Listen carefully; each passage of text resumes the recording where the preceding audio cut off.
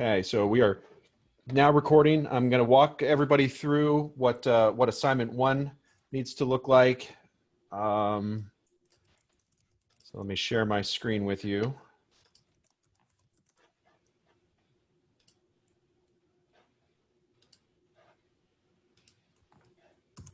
All right, so here's our home page, right? One thing that came up in the last class is I think there might be a learning curve with D2L. How many of you do not feel comfortable using D2L yet? Yeah, I'm not used to it. I ain't gonna lie. I'm not used to it either. Not used to it. Okay. Are you able to find information where you need to in D2L? It takes a while. Yeah, it takes like at least 20 minutes for me to like get to where I'm actually supposed to be. Oh, well, that's a wow. Okay. So what are you finding as a hang up? What's taking 20 minutes to get to where you need to be? It's Francesca, right? Yeah, it's just so confusing, like all the different like sections and like what everything would be under. Like you gotta know like, okay, the Dropbox is where all our stuff is handing in.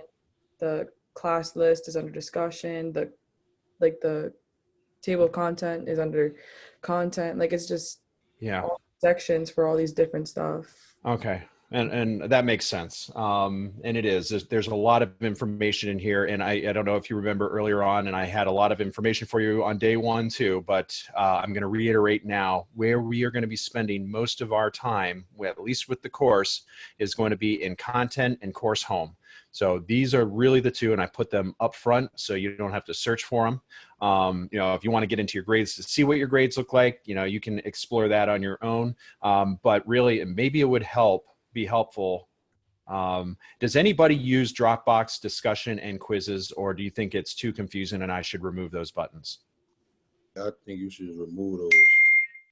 No, you should keep quizzes. No, they're good. I think they help. They're okay there. They're good.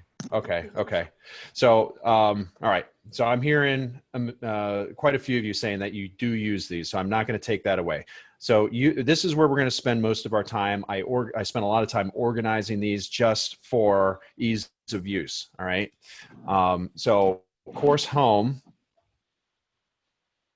Pretty simple. This is where all of our news and announcements are going to be. That's like stop number 1 for any information regarding getting set up in the course, anything that's coming down the pike regarding upcoming midterm exams or major assignments or just anything really. I'm going to post. It's very similar, and I usually follow this up with an email. So if I post something in news and announcements, I'm also sending you an email because this is important stuff here, okay?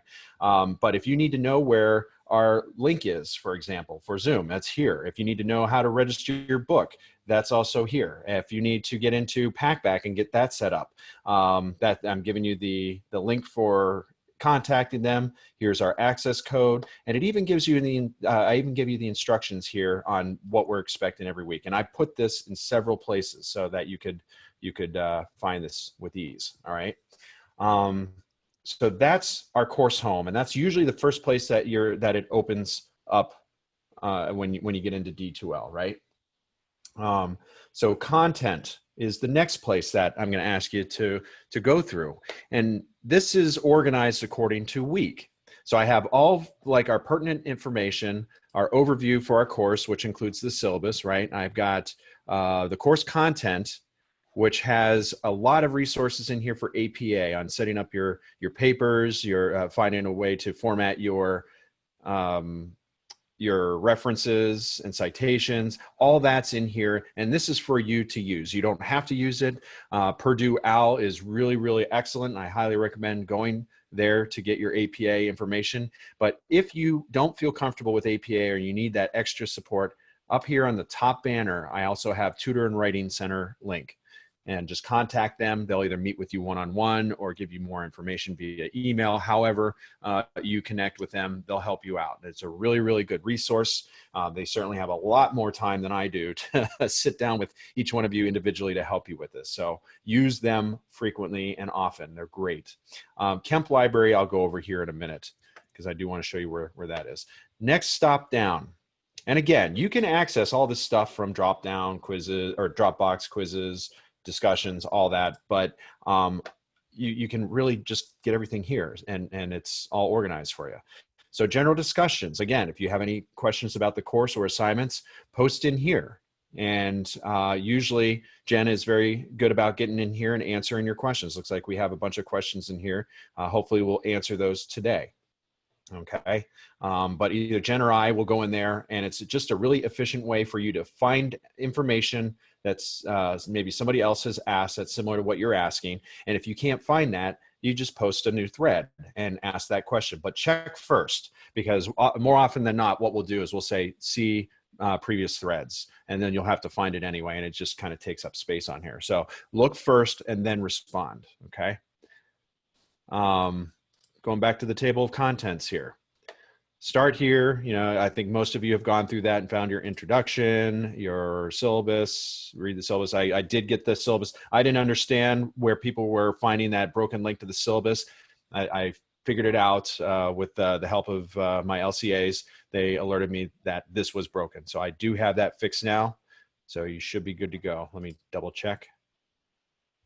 Okay, yep. And then that just links you right to the overview, okay, which is where the syllabus is. All right. Moving along, Packback. I've got a couple places where Packback is. Group discussion posts. Now we'll talk about that about week 3, because we're not going to be using that yet. Packback.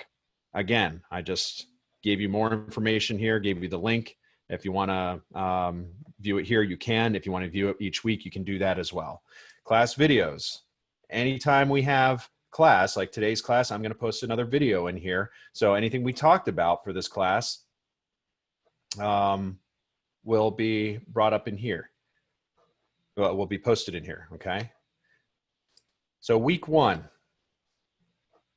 if you have anything that's due, overview just gives you information. Resource gives you the videos that I've posted, different videos, different articles, those sort of things. Anything that's going to be due is going to be in discussion, which is Packback. Again, gave you the link. Now, after about week 3, these instructions disappear, and it'll just be left with asking 1 question, respond to 2. And I'm going to walk you through that here in just a few minutes as well. For the assessments for this week. Now, this week, I don't know if you remember, I said this is going to be a little bit different than the subsequent weeks, because week 1 is I just want you to get used to uploading, how it looks, how D2L works. I'm not going to be a perfection on this in any way. So I just want you to read this article and answer these questions to the best of your ability. I'm not really going to mark off for getting them wrong. I may give you feedback as to why they're wrong, but I just want you to get familiar with getting this assignment uploaded. So don't sweat it. It's not a big deal. But to upload, you're going to click on, again, we're under assessments, assignment 1. And when you get into here, has all that information, you're going to start a new thread. Now, you're not going to be able to see what anybody else posted until you post yourself. So new thread, just give some, like whatever subject you want in here. And then you're going to click add attachment. And this is where you're going to upload your file. And then you hit post, and it uploads everybody's to this assignment. Okay. Now that was due Wednesday. I know a lot of you had questions. You didn't upload it yet. That's fine. It's not due. If you can do that either today and then reply by tomorrow, that would be perfectly fine. Okay. So try and get it in as soon as possible, get your assignment in, and then reply to somebody else's. And it just has to be, I just want to see that you've looked at somebody else's. So even just a great job, or maybe you have some input on what you found to be different, whatever you want, whatever level. Again, I just want to see that you're able to get in there, open it, and view it, and then just reply. Okay. Does that answer your questions on assignment number 1? I'll get into Packback here in just a minute. And Professor, the reply doesn't have to be in a Word document. We can just reply on the platform, correct? That's right. Yep. You should get something similar that comes up with the text box here, and you just, in fact, let me open up. And so this will come up for you. It'll look very similar. And then you just click on that, and then hit reply to thread. Like it just maybe open up their document, reply to thread, and then just post something in there. Okay. That's by Saturday. We good? All right.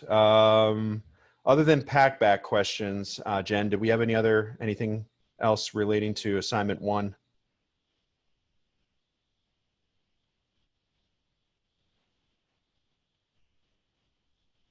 Jen, are you still with me?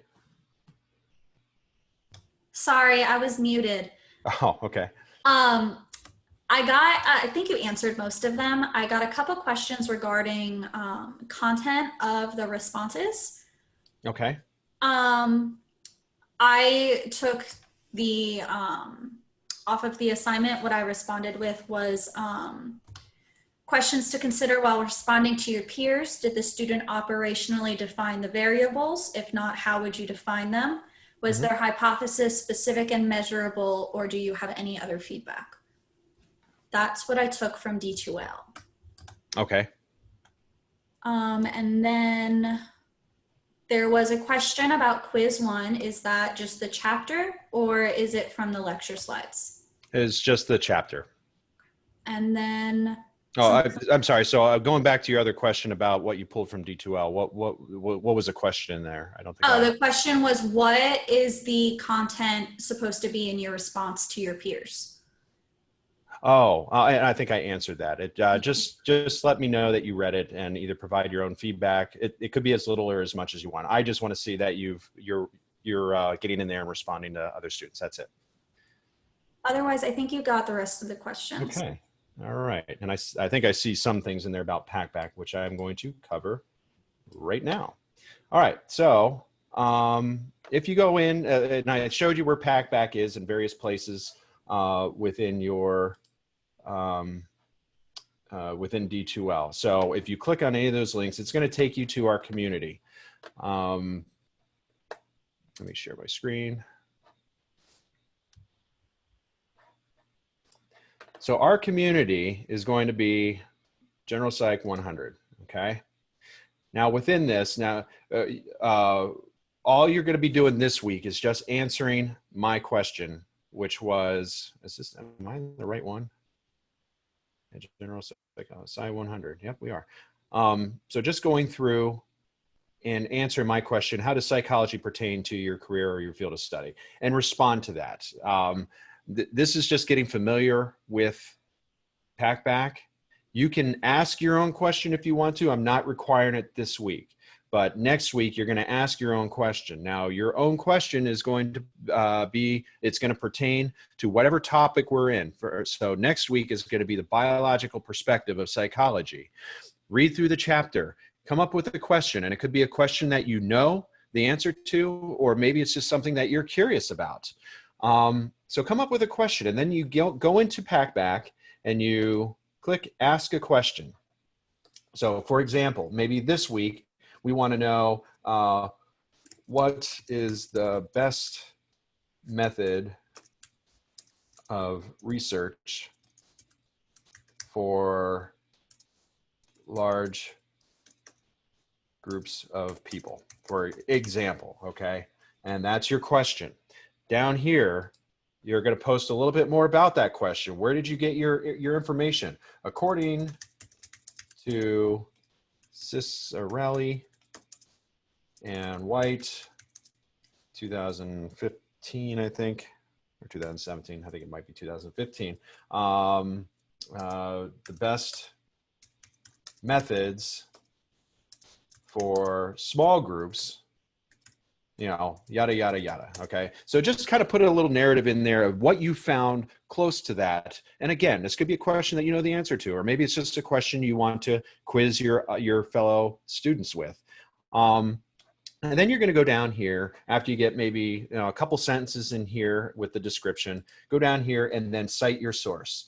Now, I'm not going to be super picky right off the bat on how you cite your source. Some students are just putting websites in here. That's okay. If you want to do an actual APA format, that's preferred. But again, I'm not going to require that. So going in here, you would do Cicerelli and Cicerelli, or whatever. I can't remember the, I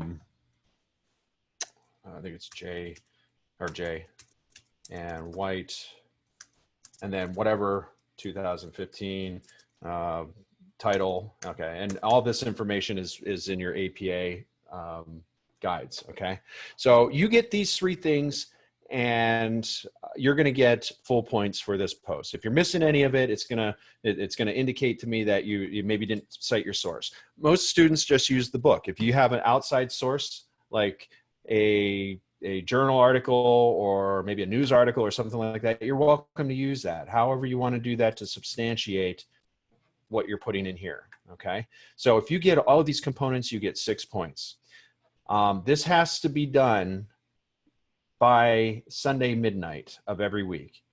If you don't get your question in, unfortunately, you don't get credit. There's no way to go back and backdate it. I get a report after, it's like 12:01 on Monday morning, right after midnight, and it tells me who has posted on time and who hasn't. If it's not on time, you don't get points for this, unfortunately. Okay, so please, please, please, you have all week. You don't have to wait. You can do it first thing Monday or last minute Sunday, which some people might encounter computer issues. So hopefully that's not the case, but plan ahead and do this. The other remainder of the 10 points you're going to get are for completing 2 questions. So if you only answer one of those questions, and that, again, that's going back.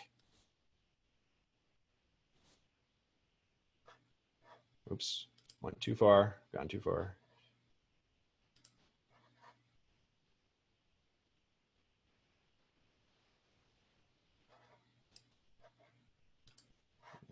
Sorry about this. Back to community. There we go.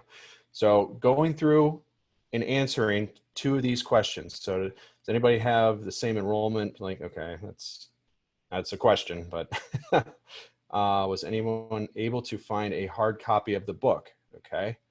Not necessarily what we're looking for in here. This would be more D2L in the general discussion post. This is really pertinent to what we're talking about with the topic that week. So if you go over, oh geez, okay. I'm seeing a lot of questions. Do you feel scared or confident for your future? Okay. Quick question. Yeah, go ahead. So you said for this week, write any question? Answer at least mine, just for this week. Okay.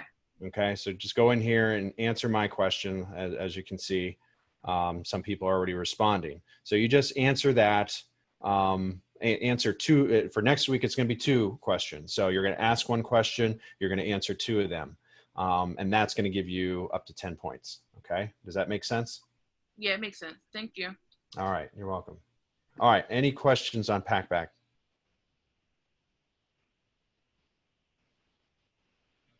All clear? Clear as mud?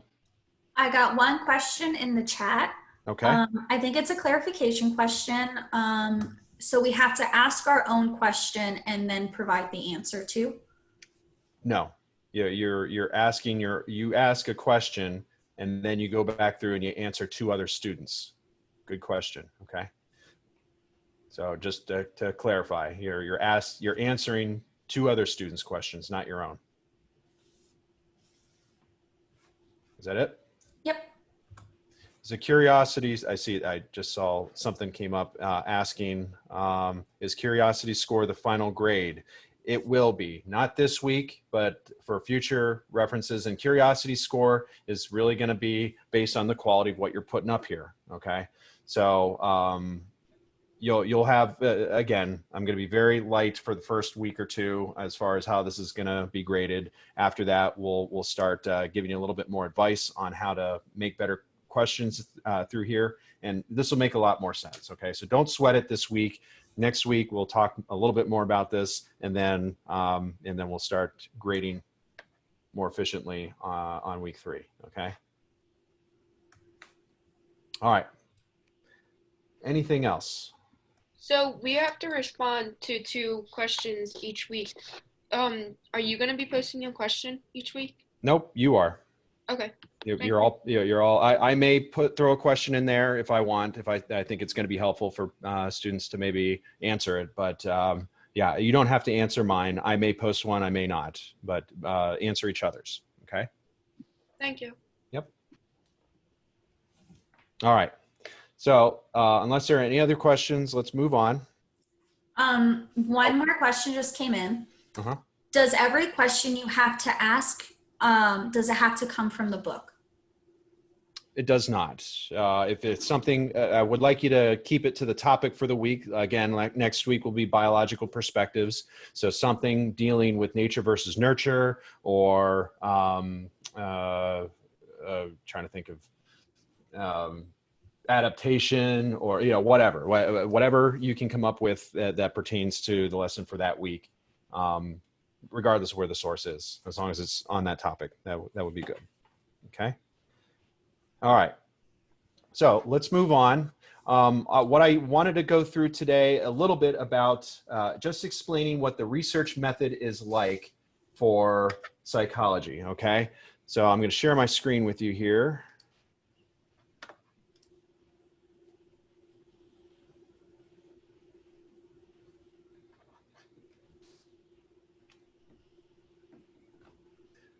All right, so within psychology, remember what I said, that we try and fit the scientific model the best that we can.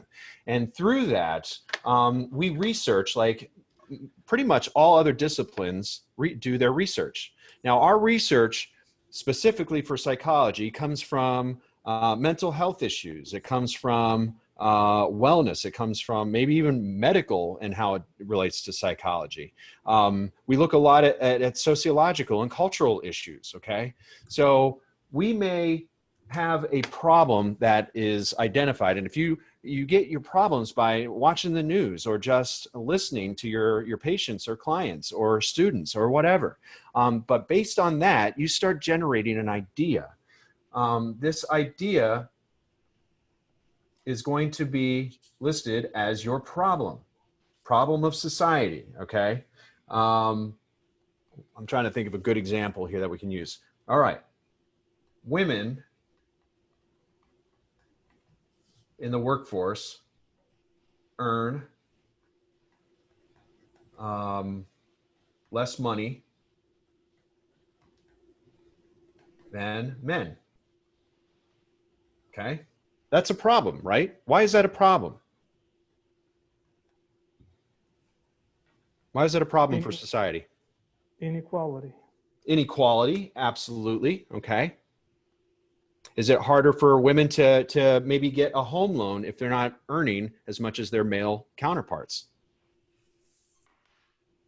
There are problems with that, right? Maybe they're not able to get jobs because of their earning potential or something like that. So this would be a problem that we've identified. So based on that problem, we're going to develop a question. So why women? Why is this? How bad is this? How can this be? Our question comes from our problem, right?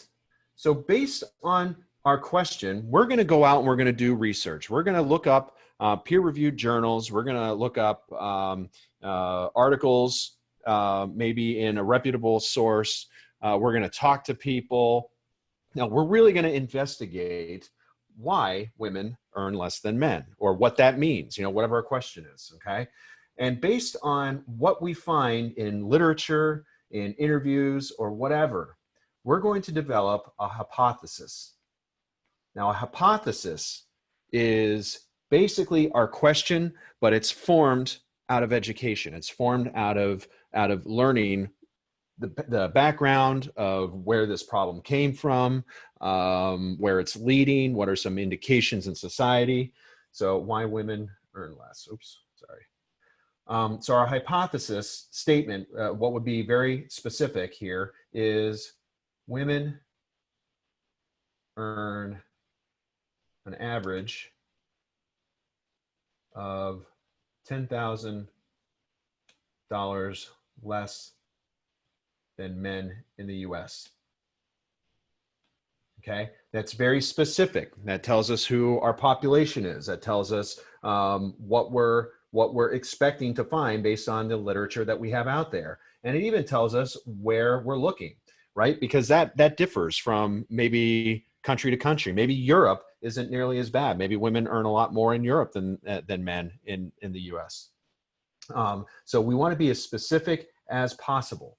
All right. So based on our hypothesis, right, we want to test our hypothesis. So how do we test our hypothesis?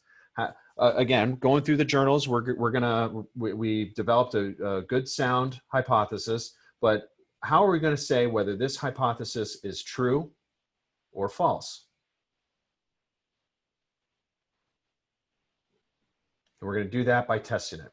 We're going to come up with a population, which is, it could be women from 25 to 45 or women working age or something like that.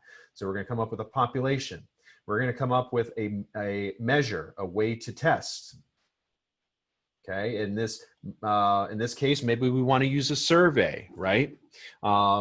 Maybe I wouldn't suggest doing interviews for something like this because interviews take a long time, right? But maybe something that we can get out, like a questionnaire or survey or something to people. How are we going to measure? So maybe through the internet.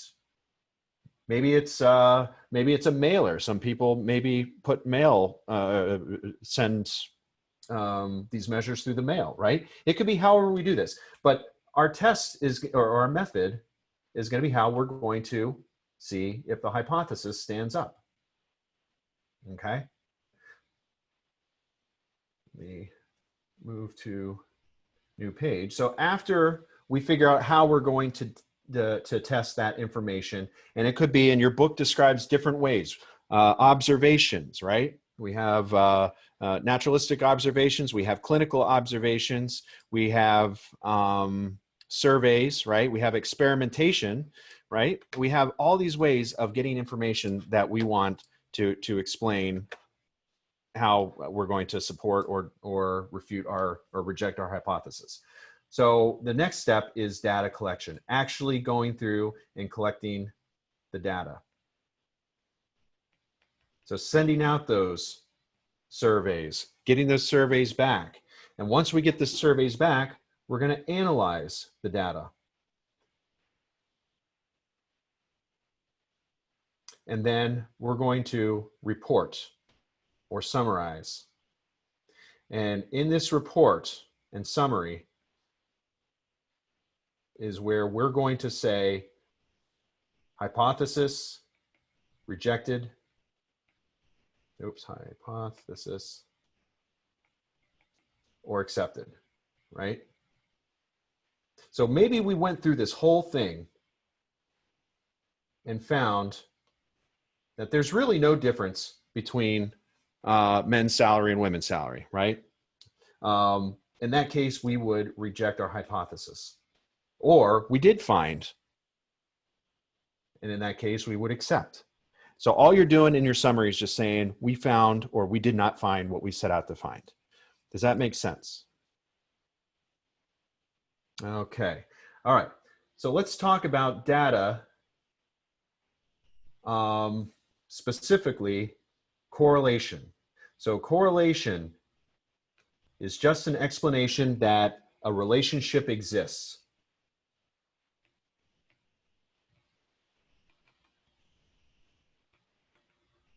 Between two variables.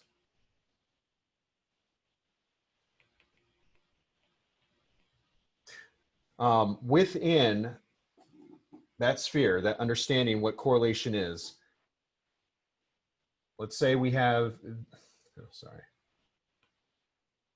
say we have variable number 1 and variable number 2. Correlation says that there is a relationship. When something happens to variable 1, something happens equally to variable number 2. And it could be one goes up and the other one goes down, or variable 1 goes up and variable 2 goes up, whatever. We're saying that a correlation means that there is an existing relationship. So let's use an example. What's, I think of, well, I'm going to actually throw this out to you. What two variables can you come up with that one might be impacting the other? supply and demand. Okay. All right. All right. You're shifting gears on me. I'm going to economy and not psychology. Okay. So that's a good example. Let's try and get maybe a little bit more in the psychology field, since that's what we're going to be dealing with. You're right. Wants I and mean, needs. supply goes up, demand, supply goes up, demand goes down, right? No. So yeah, supply goes up, demand goes down. I'm not an economist. That's why I went into psychology. Any economists? Okay, so we'll stay away from that one. How about any psychology, or maybe even college or studying or something like that? What examples do you think? With levels of stress and happiness. Okay. All right. Let's see what we can do here. So stress and happiness. Okay. So based on what we know, and again, we're at like the very basic, at the level of looking at a problem in society or coming up with a research question.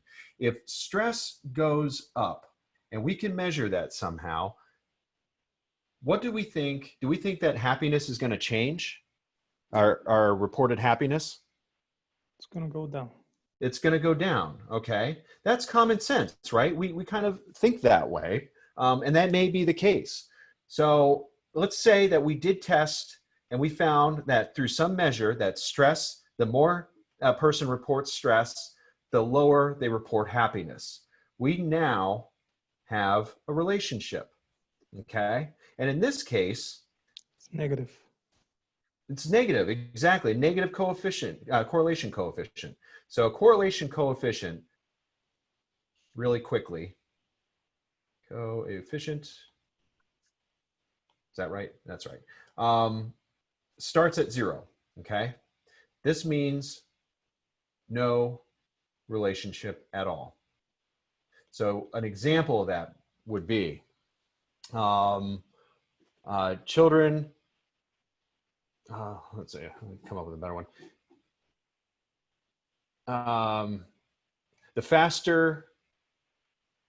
The higher speed limits on the highway and the sales of lemons, okay? Probably two things that are completely unrelated, but if we had a question that dealt with that, we would probably find that the higher, in states that have higher speed limits on their highways, probably has nothing to do with the sale of their lemons whatsoever, right? So we might not see any fluctuation. Maybe we do, and we don't know how to explain that, and we'd have to do further testing to see if there is actually a relationship. But in this case, that would be a 0 correlation coefficient, right? In this case, though, what we described was one goes up, the other goes down. So that would be a negative correlation. And on the most extreme measure, a negative 1.0, okay? Now 1.0, let me explain what 1.0 is. 1.0 means that every time we measure somebody that reports stress, everybody reports a decrease in happiness, without a doubt. Now, I explained a little earlier this week that psychology doesn't operate in proofs. We don't operate in extremes, right? Because we really have norms, and there are always outliers to those norms. So in psychology, it is very rare that we are ever going to see a negative or positive correlation coefficient of 1.0 or negative 1.0. It rarely ever happens. In fact, I don't think I've ever seen it. But y'all get this, right? So maybe stress goes down and happiness goes up. Either way, we're describing an opposite of what's happening, all right? So one goes down, the other goes up, or one goes up, the other goes down. Now, let's use another example. Let's say study time. Study time and GPA. Oop.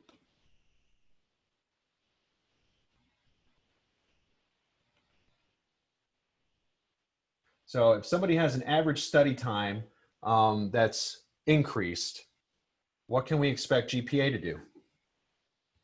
Go up. Right. That's common sense. And of course, we're going to test that, and we test it, and we find that that is exactly the case.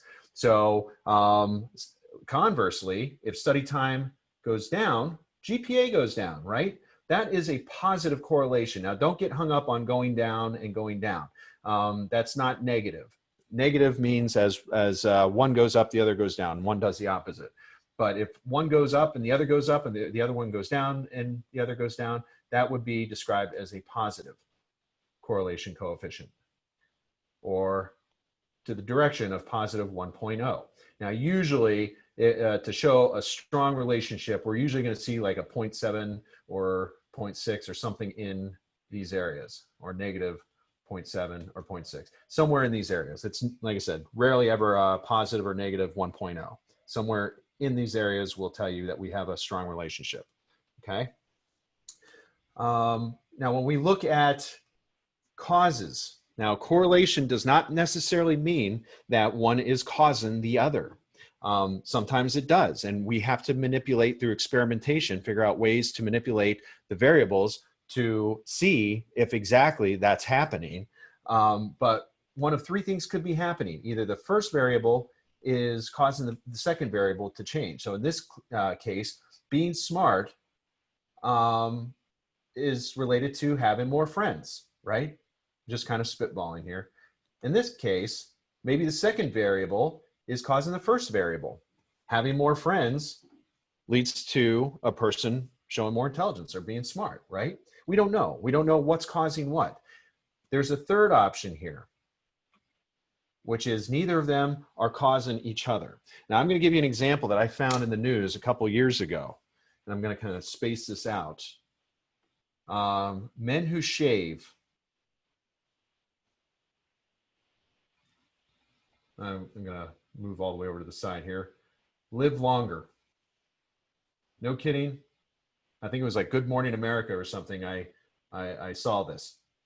So men who shave live longer. Sounds great, right? Men who are, anybody, individuals who eat bacon have shorter lifespans. Okay, I think we've heard that. That was one that was most recent. Those are sensationalizations of what's going on in the media. And sometimes they tell you this stuff and you're thinking, wow, how can that be? That's really great. So all I got to do is shave and I'm going to live longer, right?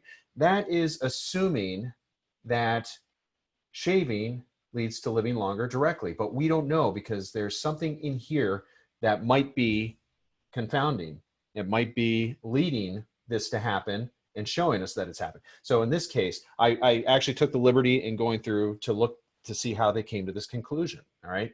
And how it came about is they showed that men who shave are both more likely to be employed, right? And be in longer term relationships. That makes sense, right? Maybe there's another confounding variable in here that one, in fact, I think they listed as a limitation to this, is men who shave tend to have greater self-confidence, which might also lead to having better employment and better relationships. So men who were in relationships or were employed showed decreased stress, right? Makes sense, okay? Men who showed or reported less stress had less health issues, chronic health issues, heart disease, diabetes, high blood pressure, so on and so forth, lower health issues. And of course, we know the less likely you have health issues, the longer you live, right? But you see how we arrived to here. But we sometimes get that in the media, and we sometimes see that in research, people pausing and are taking pause to show that there are many more steps in here before you get to this final result, okay?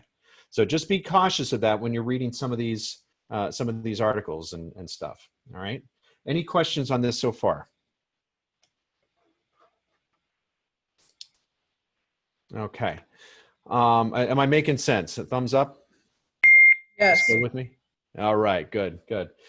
All right, so what I'd like to do quickly here is, and we'll maybe talk about this a little bit more in depth. I'm going to show my screen one last time.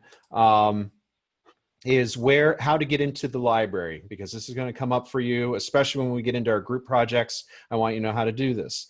So at your very top menu, I have Kemp Library in D2L. So if you click on that, it'll open up Kemp Library. What's that? You're not sharing the screen. Oh, gosh darn it. Okay. Thank you. How about now? Yeah. Okay, thank you. All right. So in the top screen here, in the top banner, you have Kemp Library. You click on that, and it takes you to the library website. On the right-hand side, you'll see databases. Go ahead and click on that. For our class, I'm suggesting, I strongly suggest you use it. If you don't, that's okay. But I find psych articles to be probably the best source for psychology class, because it's very well laid out. They're easier to read. Yeah, you're going to have a much greater success in finding what you're looking for in here. So click on psych articles, and it may take you, actually mine went, I was just in here, so it didn't go through there. I don't know if there's a way for me to log out. It may take you to a sign-in screen. Kind of wished it had done that. Me exit.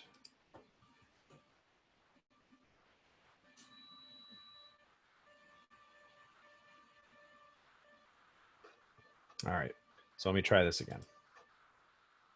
So go into psych articles.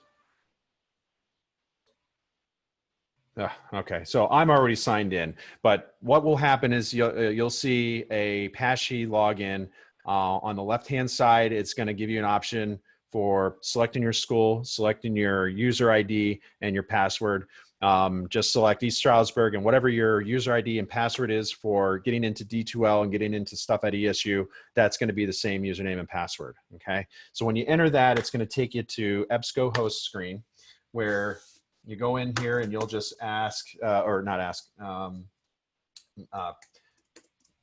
therapy, pets, and PTSD. So those are our keywords that we're looking at. And you'll get, kind of like Google, you'll get a search result here. And then just look for whatever looks good to you as far as the title goes. I scroll down here, and I highly advise, you don't have to read through the whole thing. In fact, a lot of these are really long and boring and tedious. And if that's not what you're looking for, don't waste your time. Your first stop is going to be your abstract. So go through the abstract, read it, see if this is going to be something that's pertinent to what you're looking for. And if so, then you can kind of go through and extract or extrapolate the information you need from here. Okay. So how research designs are always, or almost always, set up are in sections. So the first section is going to be your introduction. Okay. So your introduction is just going to give you background on the issue, the sociological problem with it. They're going to have their problem statement in there, why this is important to research, maybe some theories that support whatever your topic is, or whatever your this question is here. So that's the introduction. It goes through this long, and I may not have picked a research one or an experiment. Nope, I didn't. Okay, sorry. So after towards psychology, human relationship. Okay, this looks like it might be. All right, let's see if this one's better. Pet loss. Okay, so they're describing pet loss. What is animal therapy? So this is giving you a brief history. Current applications, clinical work, recommendations for clinics. Oh, man, okay. So the next part that would come after the introduction, if they were to do any kind of experimentation, they're going to talk about their methods with this. I wish I could find one. Picked the wrong topic, it looks like. This one's just, okay. Anyway, so after the introductions, you'll see the methodology, and the methodology will just talk about who their participants are, how they're collecting data, the setting that they're collecting it, and any other information regarding collecting it. And again, if you follow along with what I was talking about earlier, the next part is data collection and data analysis. What information did we pull out, and what does statistics tell us about that? And then you're going to report that in your results and your summary, and they're going to talk about whether they supported or refuted or rejected their hypothesis. Okay, so that's basically it. But just the takeaway from here is, unless you have a lot of time on your hands, go through the abstract and try and get as much information from that as possible. And if it's something you want, it's something that you're going to use, you can get further information by scrolling down. Okay, any questions on the library?